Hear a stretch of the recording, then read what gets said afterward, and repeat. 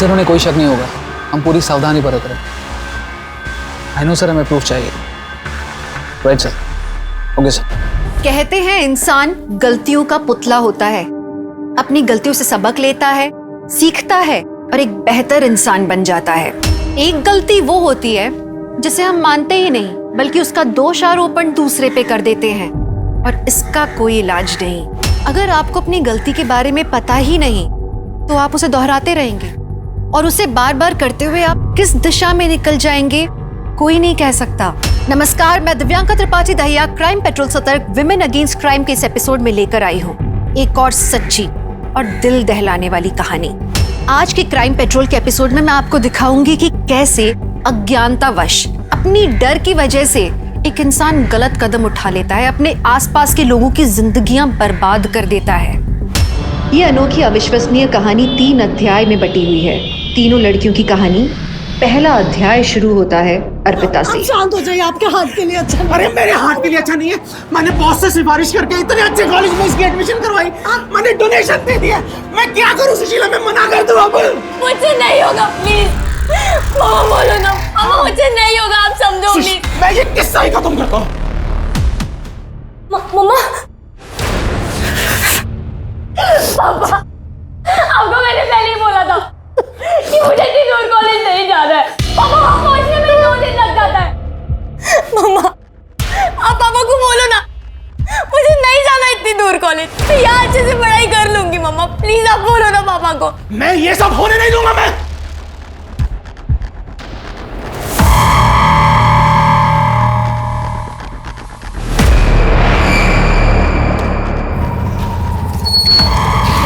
चल हाँ बेटा, मुझे नहीं जाना तो चल।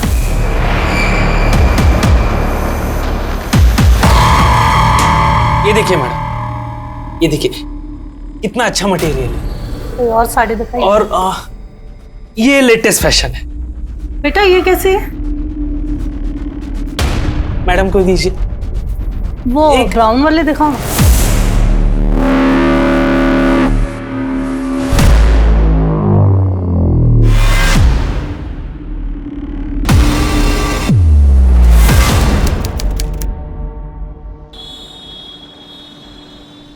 ये देख, पसंद कर में से कोई लड़का ये शादी के वीडियो बनाता है और ये एक दुकान में सेल्समैन है। पसंद कर। पापा मुझे शादी नहीं करनी है।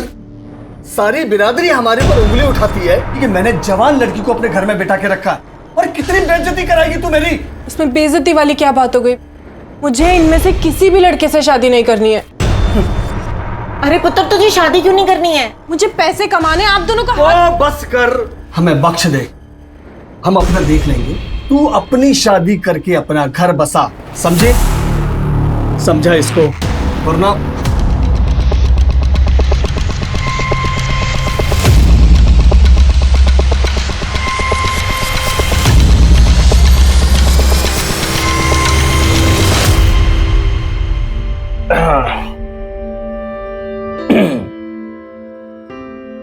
एक मिनट, पहले मुंह दिखाई दीजिए। क्या चाहिए आपको? देखिए जरा, आप क्या दे सकते हैं? ये लीजिए। Thank you. अब तो इजाजत है ना?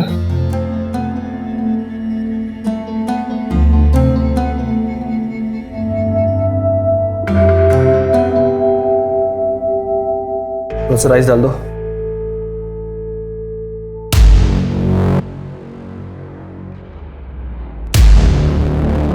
आप लोग कौन? हम लोग एंटी करप्शन डिपार्टमेंट से आए। आपको हमारे साथ चलना होगा। क्या? लेकिन क्यों?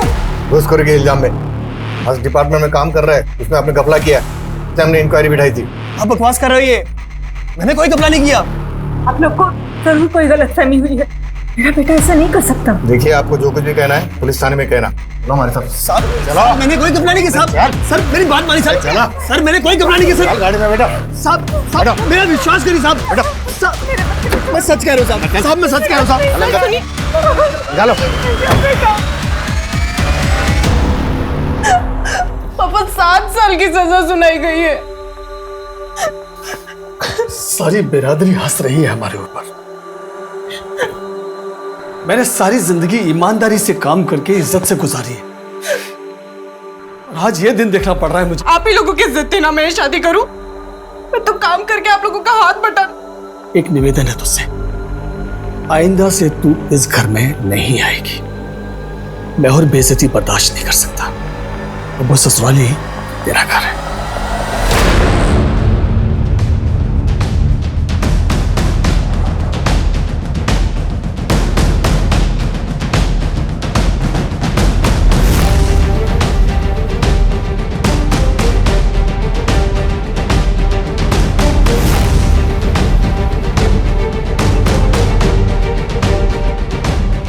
उर्मी हताश थी।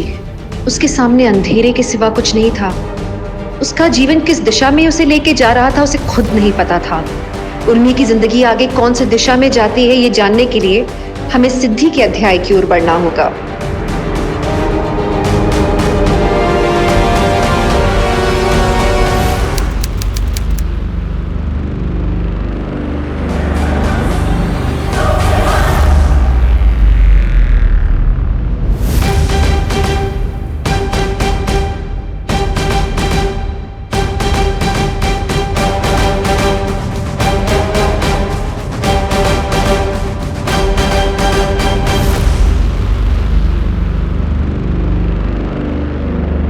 मैम, मुझे लगता है मेरे साथ कुछ गलत हुआ है।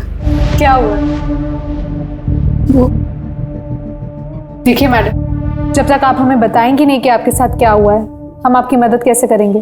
मुझे खुद नहीं पता कि मेरे साथ क्या हुआ मैम, लेकिन कुछ ना कुछ तो गलत जरूर हुआ है। और मेरे पति, मुझे लगता है जो कुछ भी मेरे साथ हो रहा है इन सब के पीछे उनका ही हाथ है। मैम, मेरी बेटी का फोन है, अर्जेंट है, मुझे जाना होगा। मैं वापस आके आपको सब कुछ बताऊंगी मैम, लेकिन अभी मुझे जाना होगा। अरे सुनिए,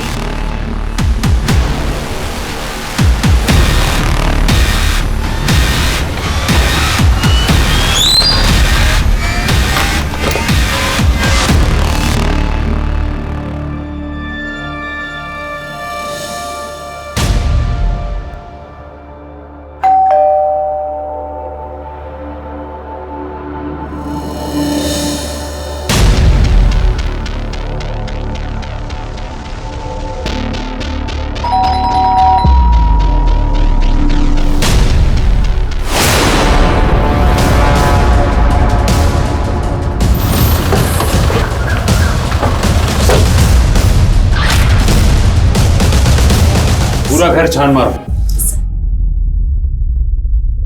सर, ये तो वही औरत है जो 2 दिन पहले आई थी पुलिस स्टेशन कंप्लेन लिखवाने। मुझे लगता है मेरे साथ कुछ गलत हुआ है। लेकिन कंप्लेन लिखाई बिना ही चली गई थी। सर,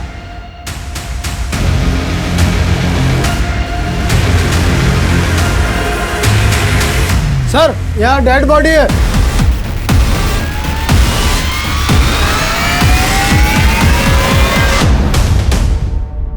फॉरेंसिक वालों को बुलाओ और घर सील कर। Yes sir.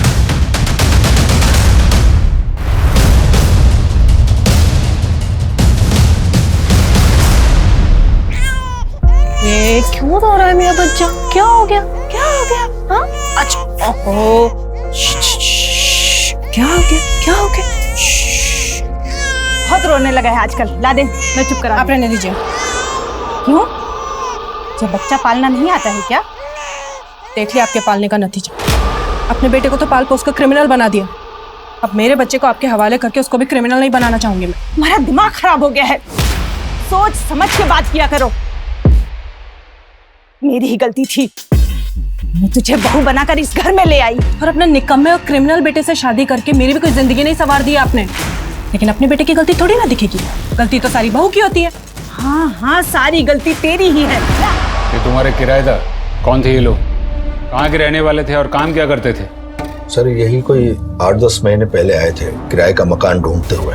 मेरा ये जो मकान है वो शहर से थोड़ा बाहर है, इसलिए बड़ी मुश्किल से किराएदार मिलते हैं। आइए, आपको घर जरूर पसंद आएगा, देखना फर्निश्ड भी है। आइए आइए, ये देखिए, ये हॉल है, ये बेडरूम है, ये देखिए।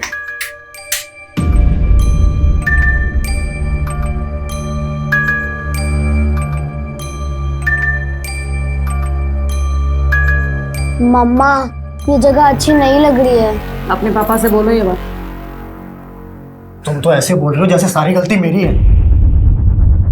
अरे अरे अरे भाई साहब, मैं मानता हूँ ये जगह जो है शहर से थोड़ा दूर है। चलिए मैं आपको रेंट में कंसेशन दे दूंगा, बस। ठीक है। क्या ठीक है, मुझे बात करने दो। हाँ क्या बोल रहे थे आप, कितना कंसेशन दे रहे हैं आप? 500 रुपए कम कर दूंगा। एक काम कीजिए, आप ना 500 रुपये अपने पास रखिए, नहीं तो मैं आपको देती हूँ। चलो यहाँ से। बहन जी आप तो नाराज हो गए। चलिए 1000 रुपए, ठीक है? देखा, तुमसे तो कुछ नहीं होती।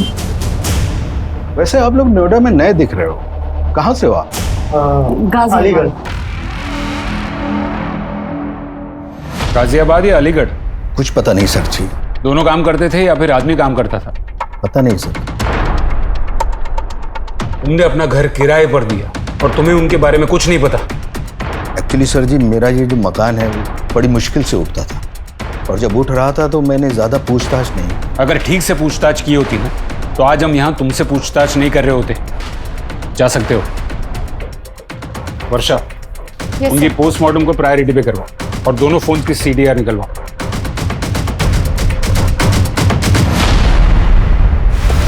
सर, सिद्धि, उसका पति सुमन और रति की पोस्टमार्टम रिपोर्ट्स आ गई है। ये क्या, प्राइमा फेसी ऐसा लगा था कि तीनों की मौत चाकू के वार से हुई हो, लेकिन ये रिपोर्ट तो ये कह रहा है कि सिद्धि की मौत जहर खाने से हुई है, चाकू के वार से नहीं, और उसके बाद उसको चाकू मारा गया। सर, सिद्धि की मौत के कुछ दिन पहले सिद्धि पुलिस स्टेशन आई थी। सर, कहीं ऐसा तो नहीं कि सिद्धि हमें कुछ बताना चाहती हो अपने पति के बारे में, और शायद इसीलिए उसके पति ने सिद्धि को जहर देके मार दिया और फिर खुद को और अपनी बच्ची को मार दिया हो? Not possible.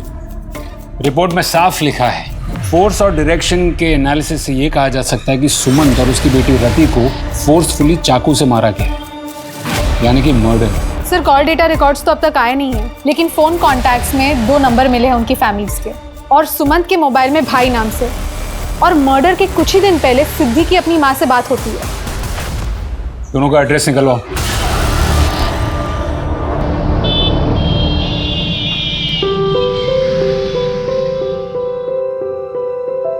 लीजिए, दवाई ले लीजिए।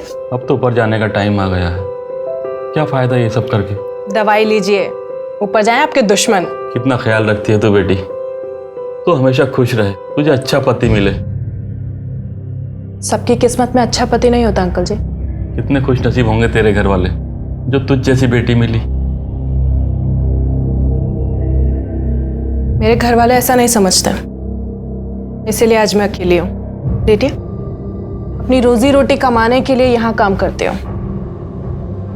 एनीवेज, आपके सोने का टाइम हो गया।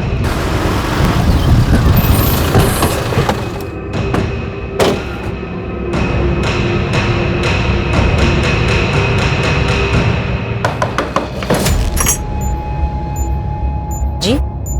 सिद्धि वर्मा आप ही की बेटी है? हाँ। आई एम सॉरी, आपके लिए एक बुरी खबर है।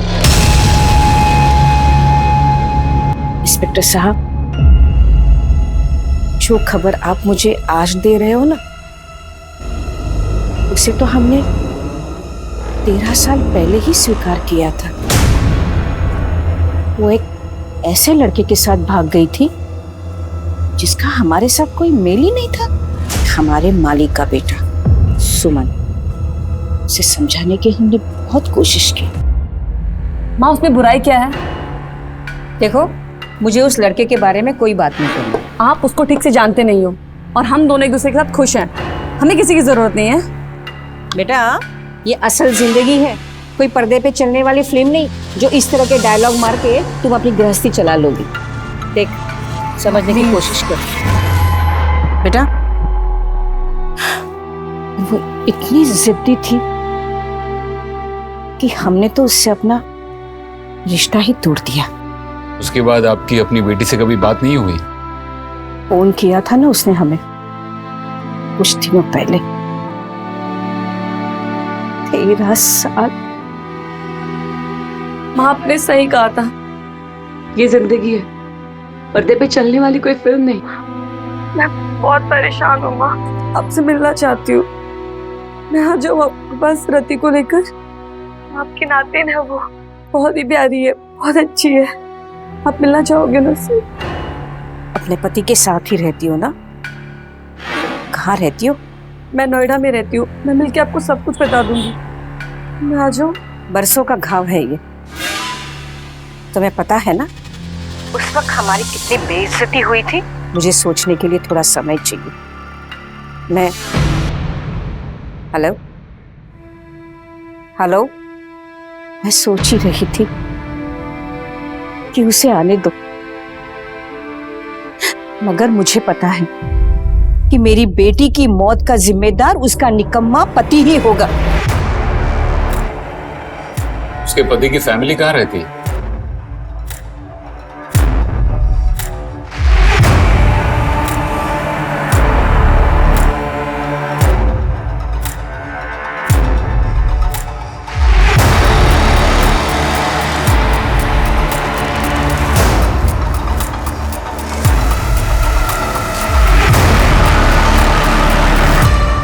तुम कैसे जानती हो राम जी भाई को? अरे बताया ना, वो जहाँ रहते वहाँ मैं ही उनकी देखभाल करती थी। मैं नहीं मानता। तो ठीक है, जाओ जगन व्यास समृद्धि विद्या आश्रम में और जाकर पूछ कर आओ। अब मुझे यहाँ का सारा हिसाब किताब देखना है। राम जी भाई बता रहे थे यहाँ नुकसान हो रहा है। इतने प्राइम लोकेशन पे दुकान होने के बावजूद नुकसान हो रहा है।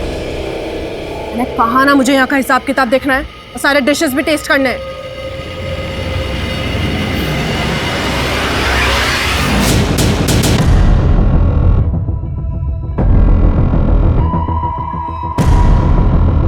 तुम ही सुमन के भाई हो?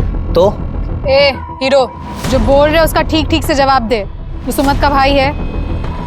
सिर्फ एक माँ के पेट से ही जने थे हम लोग, और इससे ज्यादा कोई रिश्ता नहीं है हमारा। क्यों? क्योंकि वो मेरे बाप का कातिल है। क्या मतलब?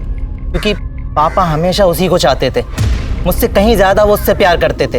हमेशा गर्व से कहते थे कि मेरा सुमंत होनहार है, देखना पढ़ लिख कर बहुत आगे जाएगा। नाम डुबोकर लड़की के साथ भाग गया। पापा वो सदमा बर्दाश्त नहीं कर पाए और चले गए। तुम्हारी अभी बात होती है ना उससे? फोन आता है उसका तुझे? कभी कभी आता है, लेकिन जले पर नमक छिड़कने के लिए, सिर्फ ये बताने के लिए कि उसकी अच्छी कमाई है, खूबसूरत बीवी है, एक प्यारी सी बेटी है। हमारी किस्मत फोड़ के खुद की किस्मत बनाने चला था वो।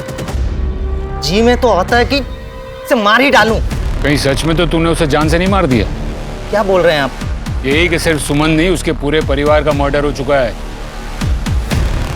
क्या करते क्या हो तुम? टैक्सी चलाता हूँ। गाजियाबाद नोएडा आना जाना था? टैक्सी चलाता हूँ तो आना जाना तो होगा ही।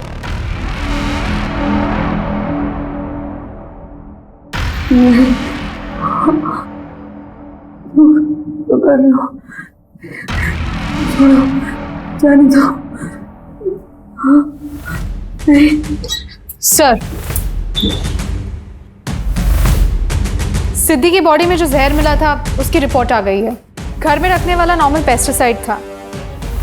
वर्षा, अब सवाल ये उठता है कि ये खाया गया था या खिलाया गया? आपको क्या लगता है ये ऑनर किलिंग हो सकती है? मेरा मतलब है इतने सालों की नफरत और गुस्सा, और फिर बेटी ने माँ को कांटेक्ट भी किया था। लेकिन एक और बात, सिद्धि अपने पति के खिलाफ कुछ कहने के लिए थाने आई थी। वो क्या बात थी ये भी जानना जरूरी है। फिलहाल तुम सिद्धि की माँ और सुमन के भाई दोनों की पूरी तहकीकात करो।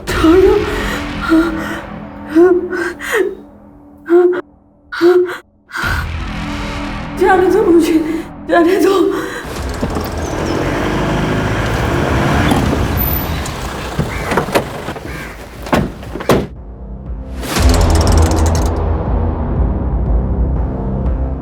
मैडम ये साहब है आपसे मिलने। जी कहिए।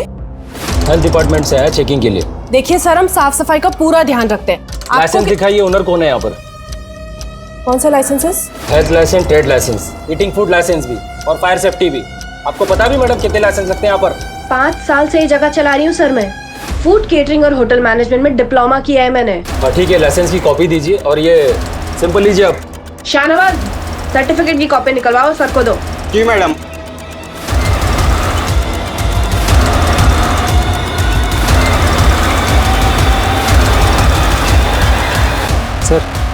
सर ये लाइसेंस के पेपर देखने में ऑर्डर में ही लग रहे हैं सर, और कुछ ऐसा संदेहजनक नहीं दिख रहा सर। ठीक है तिवारी। जी सर। अरे साड़ी को फोल्ड करके रख दे, देख कितनी है ये, और वहाँ पे बर्तन भी बिखरे पड़े। जल्दी कर। बताइए मैडम, क्या चाहिए आपको? हमारे पास साड़ियाँ हैं, कपड़े हैं, बर्तन हैं, आपको क्या चाहिए बताइए। मैं वो नहीं। बताइए ना मैडम, नए डिजाइन के पर्दे आए हैं, सूटकेसेस भी आई हैं, घर का सारा सामान मिलता है यहाँ पे। नहीं, कुछ नहीं। अरे अरे मैडम, मैडम। सर, एक अजीब बात सामने आई है। क्या?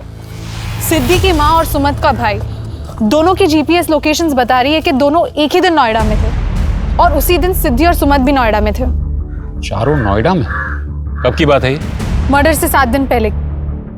इसका मतलब सिद्धि ने अपनी माँ को फोन किया, उससे पहले वो एक बार उससे मिल चुकी थी। कमाल है, उसकी माँ ने हमें ये बताया क्यों नहीं? बुलाओ उन्हें। Yes sir. हाय डॉक्टर, एनी लक? जो सैंपल मैंने दिए थे आपको, सैंपल में ऐसी किसी भी चीज का कोई निशान नहीं मिला जिस पर शक किया जा सके। आपका मतलब है वो सारे क्लीन है? Absolutely. Alright doctor, thank you so much. सांस लीजिए। पहले से तो आप काफी बेटर लग रहे हैं। सारा क्रेडिट इस लड़की को जाता है। केयर टेकर के रूप में भगवान बनकर आई है ये। Good job Urmi. डॉक्टर साहब जी? वो कुछ पूछना था आपसे। बोलिए। तुम्हारी हिम्मत कैसे हुई यहाँ आने की? मैं अपने बेटे को वापस लेने आई हूँ। वो घर पर नहीं है, उसके लिए उसकी माँ मर चुकी है। इस बात से समझौता भी कर लिया है उसने, इसलिए बेहतर यही होगा कि तुम यहाँ से चली जाओ और फिर कभी वापस मत आना। आपने मेरे बच्चे को। मुझे दोष मत दो। गुस्से में तुमसे जाने के लिए कहा तो तुम सच में उसे छोड़कर चली गई? उसे समझाने के लिए कोई ना कोई बहाना तो बनाना ही था ना मुझे। और आपने वही कहानी बनाई ना जो आप चाहती थी कि सच हो जाए, है ना? आखिर तुम चाहती क्या हो? छुटकारा चाहती हूँ मैं। अपने बेटे से कह देना कि डिवोर्स पेपर्स पे साइन कर दे। ये लीजिए, ये रहे पेपर्स। सर, ये क्या तरीका है इंस्पेक्टर साहब? एक क्रिमिनल की तरह आप मुझे यहाँ घसीट कर ले आए हैं। आप हमें बताइए कि ये क्या तरीका है? हम आपसे शराफत से सवाल करते हैं और आप जवाब में झूठ बोलती हैं।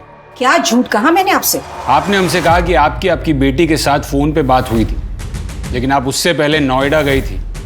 क्यों? कमाल का इत्तेफाक है। आप नोएडा आई, उसके 13 सालों के बाद आपकी बेटी ने आपको फोन किया और उसके कुछ ही दिन बाद आपकी बेटी की और उसके परिवार की लाश मिलती है। मैं आई थी यहाँ पर ये बात मैंने आपको बताना जरूरी नहीं समझा, क्योंकि सिद्धि के फोन करने से कुछ समय पहले मुझे सुमंत ने फोन किया था। उस लड़के से तो मैं पहले से ही नफरत करती थी, पर उसने मुझसे रिक्वेस्ट की कि वो कुछ जरूरी बात मुझसे करना चाहता है, इसीलिए उसे मुझे मिलना है।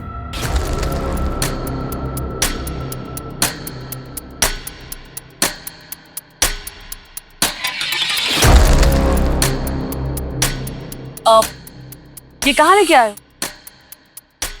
आओ बताता हूँ। लेकिन हम कर क्या रहे हैं यहाँ? मैंने कहा था ना, सरप्राइज है, अभी पता चल जाएगा। अरे लेकिन जा कहाँ रहे हैं यहाँ पे? मुझे तो समझ में ही नहीं आ रहा है कुछ। सिद्धि आओ तो सही, बताता हूँ। लेकिन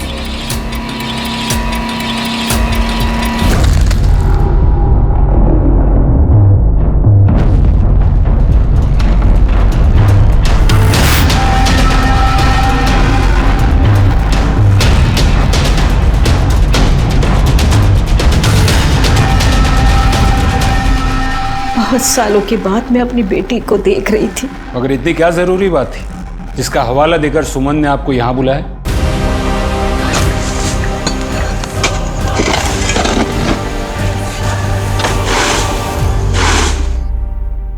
आप जानते हैं इसे?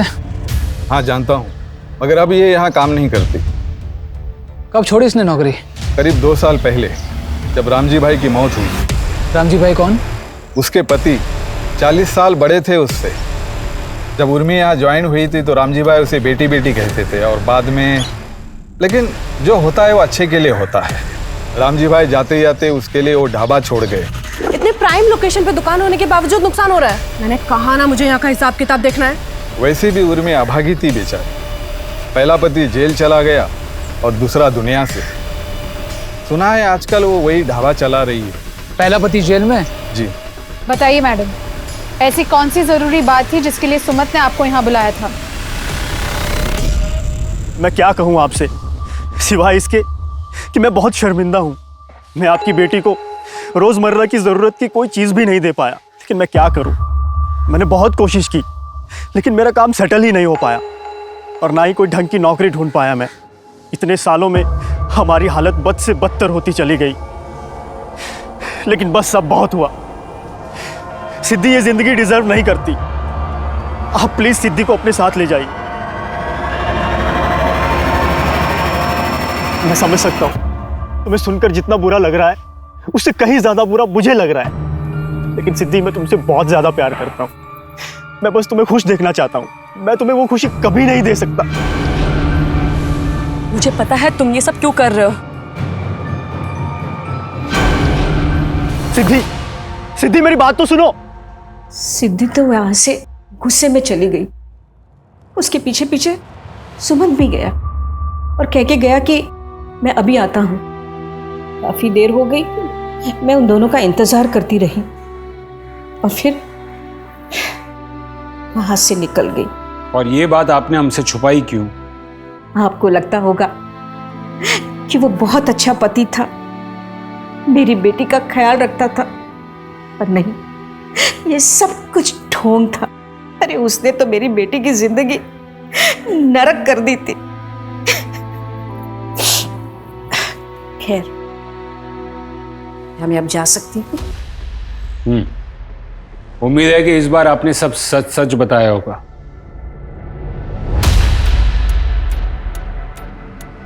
इंस्पेक्टर साहब, मेरी बेटी की कातिल को मत छोड़ना। वर्षा, अगर हम शुरू से कैलकुलेट करें तो सबसे पहले हमें सिद्धि, सुमंत और रति की लाश में पोस्टमार्टम के मुताबिक सबसे पहले तीनों में से सिद्धि की मौत हुई, और वो भी जहर खाने की वजह से। दूसरी बात, मरने के 2 दिन पहले सिद्धि यहाँ पुलिस स्टेशन आती है और वो कुछ कहना चाहती है, लेकिन बिना कुछ कहे चली जाती है। उसी दिन वो अपनी माँ को भी फोन करती है। माँ, आपने सही कहा था, ये जिंदगी है, पर्दे पे चलने वाली कोई फिल्म नहीं। माँ, मैं बहुत परेशान हूँ। माँ, इन दोनों बात में एक चीज कॉमन है कि वो अपने पति के बारे में कुछ कहना चाहती थी। और मेरे पति, मुझे लगता है जो कुछ भी मेरे साथ हो रहा है इन सब के पीछे उनका ही हाथ है। और तीसरी बात, यहाँ आने या फिर अपनी माँ को फोन करने के 4 दिन पहले सुमंत सिद्धि की माँ को यहाँ बुलाता है और उसे कहता है कि अपनी बेटी को लेकर जाओ। आप प्लीज सिद्धि को अपने साथ ले जाइए। इस पूरे मामले में कुछ तो मिसिंग है।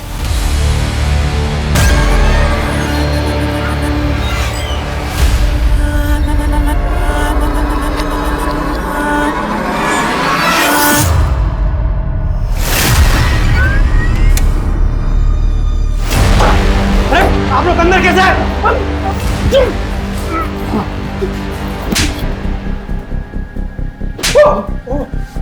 मानना पड़ेगा, काबिलियत तो बहुत है तुझ में।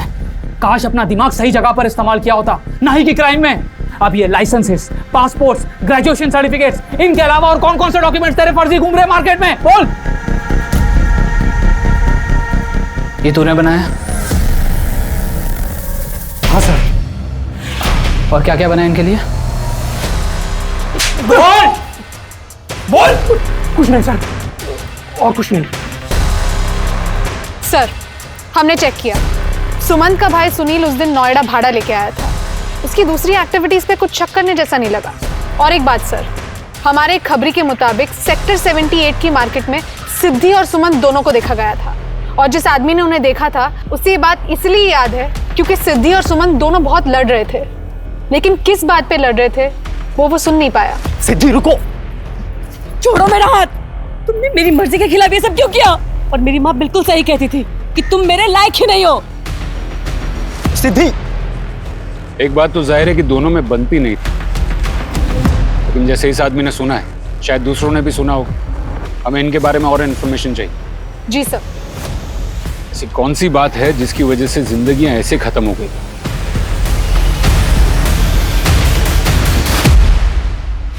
इंटरेस्टिंग। सिद्धि और सुमन के घर के आसपास हत्या के दिन और कोई मोबाइल फोन एक्टिव नहीं था सिवाय उन दोनों के। इसका मतलब ये किसी प्रोफेशनल किलर का काम है, क्योंकि कोई पेशेवर ही इतनी सफाई से बिना कोई सबूत छोड़े इतना बड़ा कांड कर सकता है। अपने सारे खबरियों को एक्टिव करो। जी सर। मर्डर वेपन और डिस्क्रिप्शन से पता करो कि कौन हो सकता है। कभी कभी ज्यादा चालाकी भी खुद में एक क्लू बन जाती है।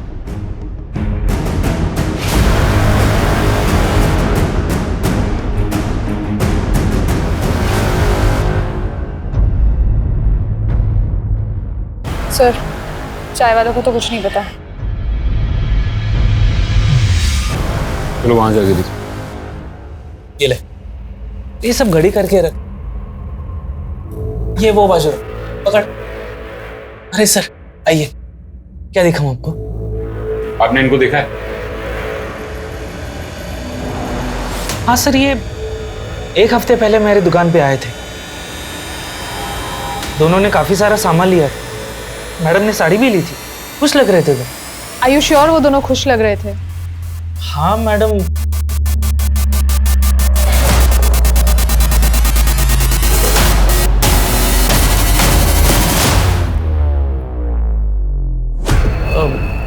मतलब खुश तो लग रहे थे, इतना नोटिस नहीं किया मैडम। क्योंकि जहाँ तक हमें मालूम है जिंदगी से तो काफी नाखुश थे दोनों। मैडम मैंने जो देखा वो आपको बता दिया। कुछ प्रॉब्लम तो दिखा नहीं मुझे।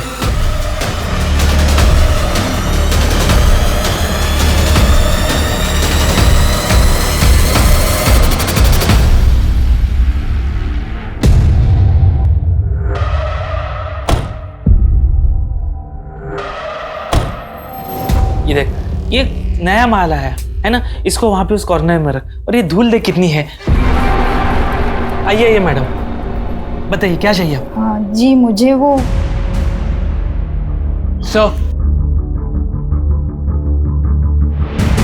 सर ये पूरी रिपोर्ट ढाबे की मालिक उर्मी ढोडिया की है। सर ये औरत हाईली एम्बिशियस और इंटेलिजेंट है, और सर इसके पहले पति से ही मेरी बातचीत हुई है जेल में। साहब, मैंने रिश्वत उर्मी के कहने पे ली थी। मैं उसकी बातों में आ गया था। साहब, उर्मी को पैसों का लालच बहुत है साहब। Good job Pradeep. अब तकरीबन सारे सबूत है हमारे पास। हम जितना समझ रहे थे उससे ये मामला काफी ज्यादा उलझा और संगीन है, लेकिन अब बहुत जल्द सब साफ हो जाएगा। ये देखिए मैडम, एकदम मजबूत टिकाऊ बैग है, बहुत बढ़िया क्वालिटी है। एक्चुअली मुझे कहा गया था वो अर्जेंट है। अगर आज के आज ही हम लोग। मैं समझ गया मैडम, आप मेरे साथ आइए। हमारी सैलरी भी डबल कर दी है मैंने, और ये बात तुम अच्छे से जानते हो कि अगर मेरे साथ रहोगे तो एक्स्ट्रा पैसे भी कमाओगे। इसलिए ज्यादा दिमाग मत चलाओ, जितना कहा जा रहा है वो करते रहो।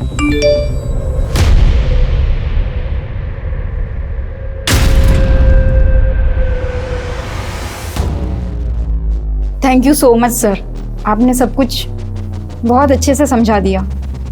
मैं माँ को फ़ोन करके बता देती हूँ। एक्चुअली वो खुद ही आने वाली थी, फिर मैंने ही मना कर दिया। उनसे कहिए कि आप बिल्कुल सेफ हैं। हेलो। हाँ माँ, मैं बिल्कुल ठीक हूँ। आप बिल्कुल टेंशन मत लो, यहाँ सब कुछ एकदम सेफ है। बस आप एक काम करो, मेरे पिकअप के लिए गाड़ी भेज दो। वो जो दुकान है ना, बस उसके पीछे वाली ही गली में है। ठीक है माँ।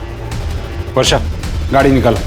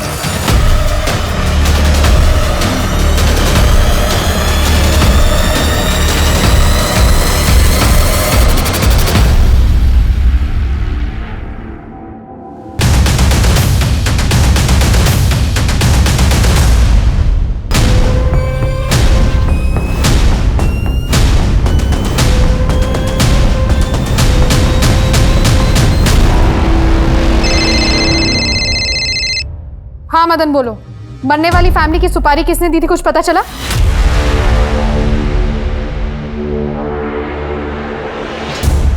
Very good. कहाँ मिलेगा ये आदमी?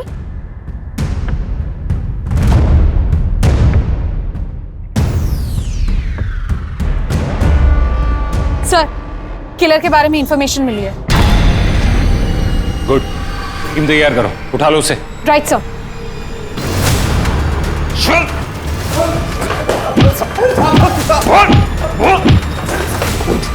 उठ। अब मुंह खोलेगा कि प्यार भरी बातें और करूं तेरे साथ?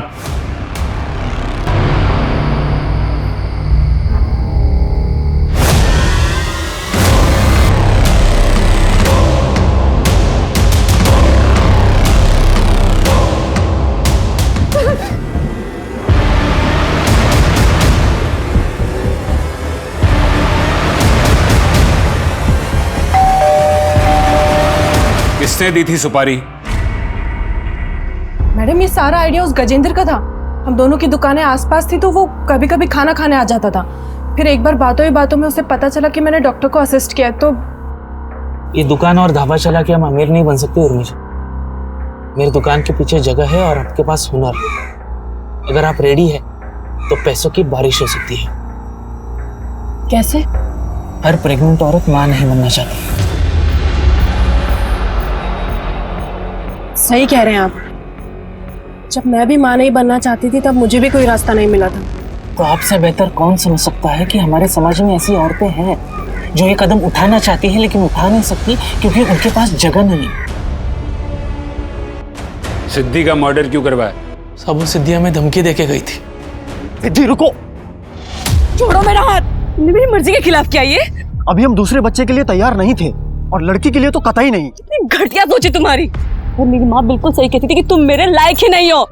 छोड़ूंगी नहीं मैं तुमको, और न उन लोगों को जिन्होंने मेरे साथ ये सब किया है। सिद्धि, साहब मैं डर गया था, उर्मी के बहकावे में भी आ गया था। उसने मुझे कहा था कि सिद्धि का जिंदा रहना हमारे लिए खतरनाक हो सकता है। फिर मैंने एक किलर को कांटेक्ट किया। सिद्धि और उसके परिवार के मर्डर के बारे में क्या कहा इसने? मर्डर? सर नहीं सर, मेरा किसी के मर्डर से कुछ लेना देना नहीं है। और कितना झूठ बोलोगी तुम? तुम्हारे लालच की वजह से तुम्हारा पति जेल चला गया। कुछ दिनों के लिए एक डॉक्टर को असिस्ट क्या कर लिया? तुमने अपने आप को डॉक्टर घोषित कर लिया। नहीं सर, तुम्हारी सारी फेक डिग्रीज है हमारे पास, और डिग्री बनाने वाला भी। और डॉक्टर बनकर तुम औरत के अंग से जो अलग करती थी उसे अपने ढाबे के तंदूर में जला देती थी। नहीं सर, आप ये कैसे बातें कर रहे हैं? राजेंद्र ने सब कबूल कर लिया है। समाज सेवा नहीं, अपनी लालच की सेवा कर रही हो तुम। जो लड़की अपनी मर्जी से आए उसके साथ भी, जो ना माने उसके साथ भी गलत किया तुमने। मैडम को दीजिए वो ब्राउन वाले दिखाओ ना। ये देखिए। अरे अरे अरे,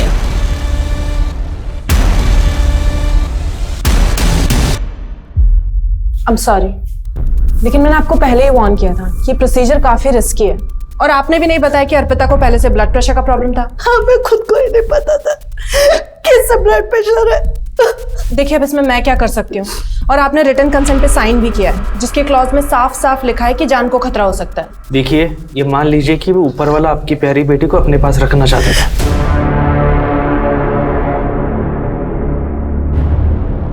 अर्पिता शादी के पहले ही प्रेग्नेंट हो गई, लेकिन उसके माँ बाप को एक बात समझनी चाहिए थी कि एक इलीगल अनजान जगह पे अपनी बेटी को ले जाके उसका अबॉर्शन करवाना वो उसकी जिंदगी को खतरे में डाल रहे थे। ऐसे में अपना रेपुटेशन बचाना, अपना नाम बचाना, शायद अपनी बेटी को बचाना ज्यादा जरूरी था। और हुआ क्या, उन्होंने अपनी बेटी को, अर्पिता को खो दिया। जब एक कुंवारी लड़की किसी भी वजह से प्रेग्नेंट हो जाती है वो बहुत ज्यादा प्रेशर में आ जाती है। उसके लिए सही और गलत के बीच में अवलोकन करना बहुत मुश्किल हो जाता है। इसीलिए बहुत जरूरी है कि माँ बाप अपने बच्चों के दोस्त बन के रहें, ताकि बच्चों को भी भरोसा हो अपने माँ बाप पे कि जब वो सच बताएं तो उन्हें बहुत ज्यादा डांटा नहीं जाएगा बल्कि सही रास्ता दिखाया जाएगा। क्योंकि बच्चों का एक गलत निर्णय उनके लिए जानलेवा साबित हो सकता है। हमारी आज की युवा पीढ़ी बहुत समझदार है। उन्हें ये मालूम होना चाहिए कि ऐसे बहुत सारे हेल्पलाइन नंबर्स, एनजीओ की इंफॉर्मेशन अवेलेबल है इंटरनेट पे कि अगर वो कभी भी इस तरह की परिस्थिति में फंसते हैं उन्हें ये पता होना चाहिए कि उन्हें आसानी से मदद मिल सकती है। आज से कई साल पहले अगर ये मेरे साथ हुआ होता तो शायद मैं भी डर जाती, सहम जाती। शायद मुझे भी नहीं मालूम होता कि किस दिशा में जाऊं। लेकिन आज हमें मालूम है कि सारी सही इंफॉर्मेशन इंटरनेट पे अवेलेबल है, बस सही फैसला लेना जरूरी है। पता है, आज भी न जाने कितने लोग हैं जो कि मेडिकल स्टोर में जाकर कॉन्डम मांगने से डरते हैं, शर्माते हैं, जैसे कि कुछ गलत काम कर रहे हो। पर इसमें कुछ गलत नहीं है, स्वाभाविक है ये। अब जब जागरूकता ही नहीं तो सही और गलत के बीच में आप आंकलन कैसे करेंगे? और कई बार उस गलती को सुधारते सुधारते इतना वक्त लग जाता है, इतनी देरी हो जाती है कि वो देरी महंगी पड़ जाती है। जबकि सबसे बड़ा सच ये है कि गलत ऐसी इलीगल जगह पे ले जाके अपनी बेटी, बहन या बीवी का अबॉर्शन करवाना है, उसकी जान खतरे में डालना गलत है। हमारे देश में धन, विद्या और शक्ति के लिए माता को पूजा जाता है, यहाँ तक कि भारत को भी माता बुलाया जाता है। लेकिन हमारे देश में एक माँ को मजबूर किया जाता है कि वो एक बेटी को, एक माता को जन्म न दे। अगर घर में एक बेटी पैदा हो जाती है तो मातम का माहौल बन जाता है। उसकी पैदाइश पे ही उसकी शादी और दहेज का डर छा जाता है। अपनी बेटी को सशक्त बनाओ, उसे अपने पैरों पे खड़ा करो। वो आपका सहारा नहीं चाहेगी, फिर वो आपका सहारा बनेगी। इस बात पे भरोसा करो। बस अभी बहुत हो गया। मैं हाथ जोड़ के आपसे विनती करती हूँ कि बेटे और बेटी में फर्क बंद कीजिए। अगर आप पूरे आत्मविश्वास के साथ अपनी बेटी के साथ खड़े रहेंगे तो पूरा समाज उसकी इज्जत करेगा। और हाँ, ये किसी भी अनरिलायबल अबॉर्शन सेंटर पे अपनी बेटी को मत लेके जाइए। ये सिर्फ गैर कानूनी ही नहीं है, उसके लिए घातक, उसके लिए बहुत खतरनाक है। तो मैं दिव्यांका त्रिपाठी दहिया अब लेती हूँ आपसे विदा, इस वादे के साथ कि आपसे फिर मिलने आऊंगी एक और नई और सच्ची कहानी के साथ। तब तक देखते रहिए क्राइम पेट्रोल, सतर्क, विमेन अगेंस्ट क्राइम। एक औरत पर वार, अब हर औरत का भार। जय हिंद। इस तरह के और भी एपिसोड देखने के लिए हमारे चैनल को सब्सक्राइब करें और बेल आइकन दबाना ना भूलें।